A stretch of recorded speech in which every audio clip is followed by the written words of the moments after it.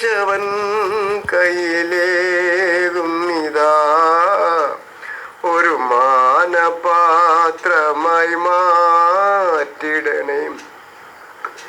ആ കുശവൻ കയ്യിലേകുന്നിതാ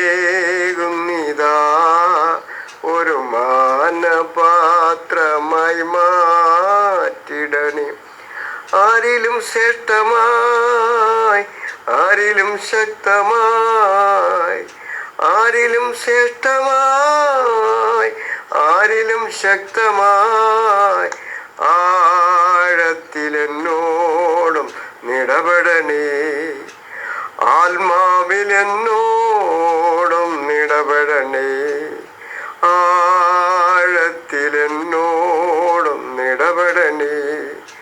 ആത്മാവിലെന്നോടും നിടപെടണേ.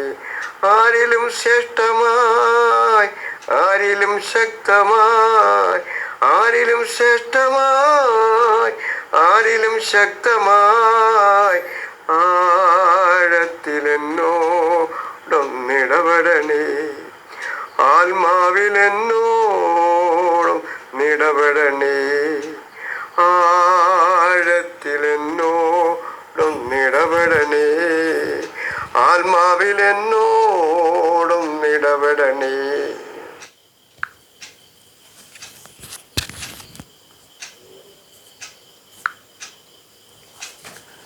Praise the Lord. അല്പനേരത്തെ ചിന്തയ്ക്കായിട്ട് നമുക്കൊരു വചനം വായിച്ച് അതിൽ നിന്നും നമുക്ക് അല്പനേരം ചിന്തിക്കാൻ ആഗ്രഹിക്കുകയാണ്. പ്രാർത്ഥനയോടായിരിക്കാം. ദൈവം നമ്മോട് ഇടപെടാൻ വേണ്ടി പ്രാർത്ഥനയോടെ ആയിരിക്കാം. ഉൽപ്പത്തി 4:1 തൊട്ടുള്ള 5 വരെയുള്ള വാക്യങ്ങളാണ് വായിക്കാൻ ആഗ്രഹിക്കുന്നത്. ഉൽപ്പത്തി 4:1 തൊട്ട് 5 വരെ. Genesis chapter 4 1 to 5 versus. അനന്തരം മനുഷ്യൻ തൻ്റെ ഭാര്യയായ ഹവ്വായെ പരിഗ്രഹിച്ചു. അവൾ ഗർഭം ധരിച്ച് കയ്യിനെ പ്രസവിച്ചു. യഹോവയാൽ എനിക്കൊരു പുരുഷപ്രജ ലഭിച്ചുവെന്ന് പറഞ്ഞു. പിന്നെ അവൾ അവൻ്റെ അനുജനായ ഹാബേലിനെ പ്രസവിച്ചു. ഹാബേൽ ആട്ടിടയനും കയ്യൻ കൃഷിക്കാരനുമായിത്തീർന്നു. കുറേ കാലം കഴിഞ്ഞിട്ടും കയ്യൻ നിലത്തെ അനുഭവത്തിൽ നിന്നും യഹോവയ്ക്ക് ഒരു വഴിപാട് കൊണ്ടുവന്നു. ഹാബേലും ആട്ടിൻകൂട്ടത്തിലെ കടിഞ്ഞൂലുകളിൽ നിന്ന് അവരുടെ മേധസ്സിൽ നിന്ന് തന്നെ ഒരു വഴിപാട് കൊണ്ടുവന്നു. യഹോവ ഹാബേലിലും അവൻ്റെ വഴിപാടിലും പ്രസാദിച്ചു, കയ്യനിലും അവൻ്റെ വഴിപാടിലും പ്രസാദിച്ചില്ല. കയ്യന് ഏറ്റവും കോപമുണ്ടായി, അവൻ്റെ മുഖം വാടി. Price the Lord. അവിടെ നമുക്ക് കയ്യൻ്റെ മുഖം വാടിയെന്ന് നമുക്കവിടെ മനസ്സിലാക്കുവാൻ കഴിയുന്നു. അതായത് ദാവീദിൻ്റെയും ഹവ്വായുടെയും ദാവീദല്ല ആദാമിൻ്റെയും ഹവ്വായുടെയും മക്കളായ കയ്യനും ഹാബേലും അവർ രണ്ടുപേരെയും യാഗം അർപ്പിക്കുവാണ്. ഒരാളുടെ യാഗത്തിൽ ദൈവം പ്രസാദിച്ചു, കയ്യൻ്റെ യാഗത്തിൽ ദൈവം പ്രസാദിച്ചില്ല.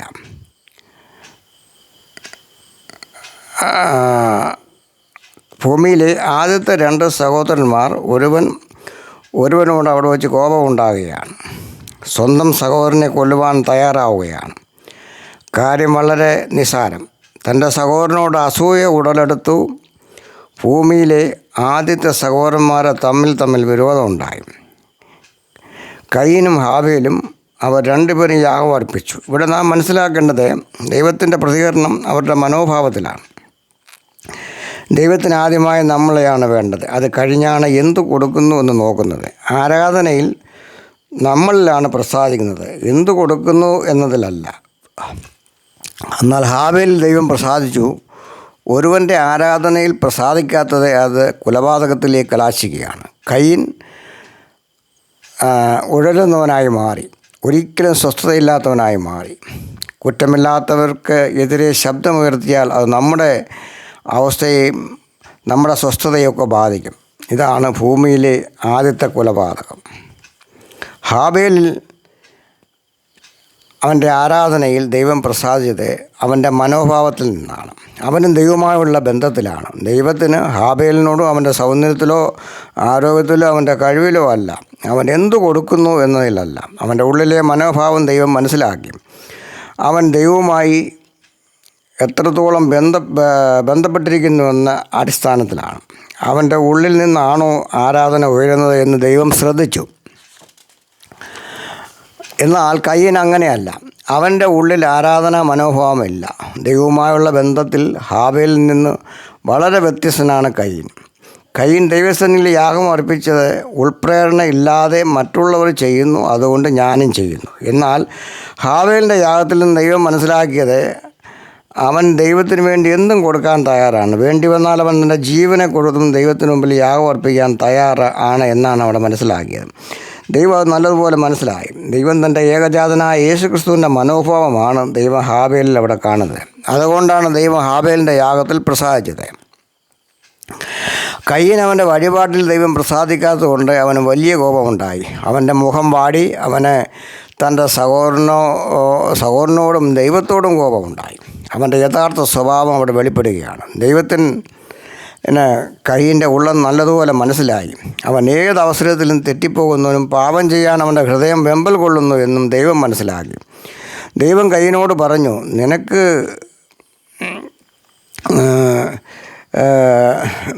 നീ നന്മ ചെയ്യുന്നില്ല എങ്കിലോ പാവം നിൻ്റെ വാതിലുകൾ കിടക്കുന്നു, അതിൻ്റെ ആഗ്രഹം നിങ്കിലേക്കാകുന്നു, നീയോ അതിനെ കീഴടക്കണം എന്ന് കൽപ്പിച്ചു. എന്നാൽ ദൈവത്തിൻ്റെ വാക്കുകൾ അവൻ കൂട്ടാക്കാതെ തൻ്റെ അനുജനായ ഹാബേലിനെ വയലിൽ വിളിച്ചു കൊണ്ടുപോയി അവനെ കൊന്നുകളഞ്ഞു.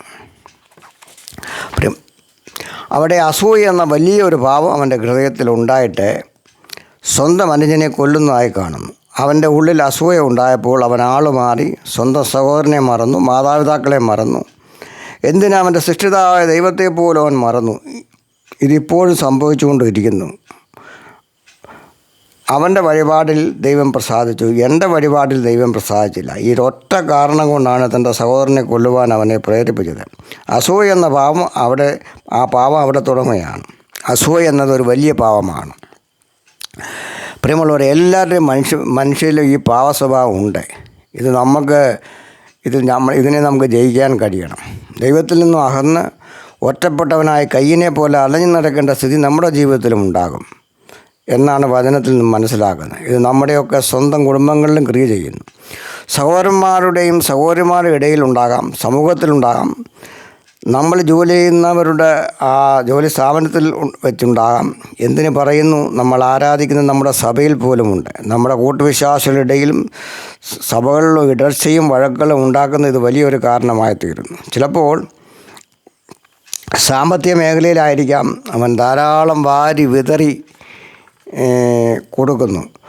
എനിക്കതിന് കഴിയുന്നില്ല, എന്നേക്കാൾ കഴിവ് മറ്റവന് കൂടുതലുണ്ട്, എന്നേക്കാൾ കൃപാവരങ്ങൾ മറ്റവന് ധാരാളമുണ്ട്, അവൻ അന്യഭാഷയിൽ ശക്തിയോടെ ആരാധിക്കുന്നു, എനിക്കതിന് കഴിയുന്നില്ല, അവൻ മറ്റുള്ളവരെ പ്രസംഗിക്കുന്നു, പ്രവചിക്കുന്നു, എനിക്കതിനൊന്നും കഴിയുന്നില്ല. ഇതൊക്കെ ആത്മീയ ജീവിതത്തിൽ അസൂയ ഉണ്ടാക്കി ഇടർച്ചയ്ക്കും കാരണമാകുന്നു. ഒരുവന് മറ്റൊരുവനോട് പകയും വിദ്വേഷവും ഉണ്ടാകുന്നു. ഇത് വിശ്വാസികൾക്ക് മാത്രമല്ല, സഭാ അധ്യക്ഷന്മാരിലുമുണ്ട്. പലർക്കും കസേരയ്ക്ക് വേണ്ടിയുള്ള വഴക്ക്, അധികാരത്തിന് വേണ്ടിയുള്ള വഴക്ക്, സ്ഥാനമാനങ്ങൾക്ക് വേണ്ടിയുള്ള വഴക്ക്, അങ്ങനെ പാപം നമ്മുടെ ഹൃദയത്തിൽ ഉടലെടുക്കുന്നു.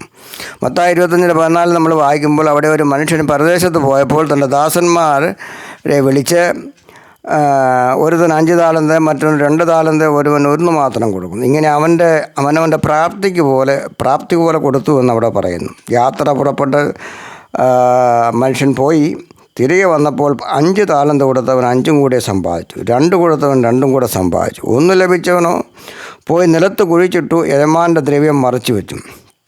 അതുപോലെ ദൈവം തൻ്റെ സ്വർഗീയ സമ്പത്തുകൾ, കൃപാവരങ്ങൾ തൻ്റെ മക്കൾക്കായി വീതിച്ചു കൊടുക്കുന്നു.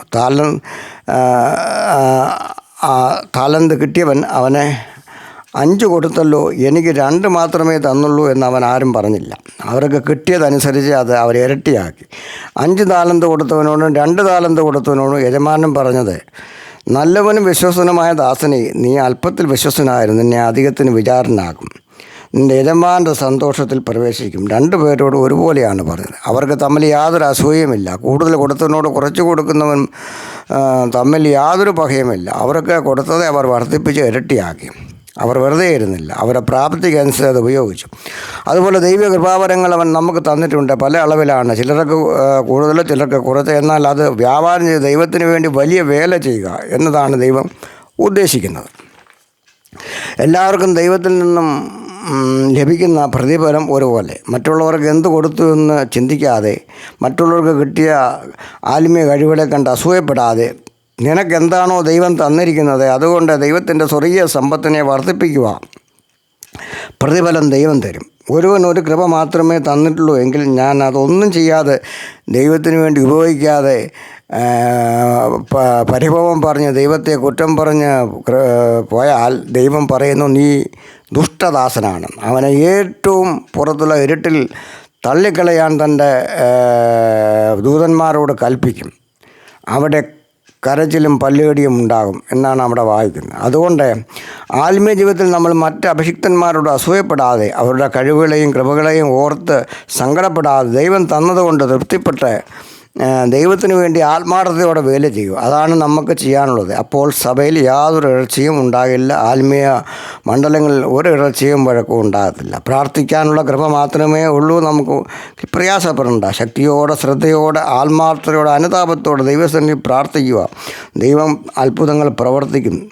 പ്രാർത്ഥിക്കുന്നതിൽ കൂടി ദൈവം അത്ഭുതങ്ങൾ പ്രവർത്തിക്കാൻ ദൈവത്തിന് കഴിവുണ്ട്. നിന്നെ ഒരു പ്രാർത്ഥനാ വീരനാക്കി മാറ്റും. ഏലിയാ പ്രവാചകൻ വലിയ പ്രാർത്ഥനാ വീരനായിരുന്നു. അതുപോലെ നമ്മളെയും ദൈവം പ്രാർത്ഥനാ വീരനാക്കി മാറ്റും. അതുകൊണ്ട് ദൈവസന്നിധിയിൽ സംഭവിക്കുക. ഈ വചനങ്ങളാൽ ദൈവം അനുഗ്രഹിക്കുന്ന പ്രാർത്ഥിച്ചുകൊണ്ട് നിർത്തുന്നു. Price the Lord. ആമേൻ.